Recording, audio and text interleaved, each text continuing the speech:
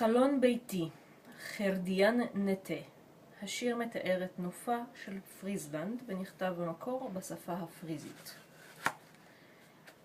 לא אחדל לשיר את שבחי המישור, המישור הנושא אותי מבלי להתלונן. אינני זקוק ליותר מאשר שלג וחלון, כדי לשכוח את עובדת קיומי.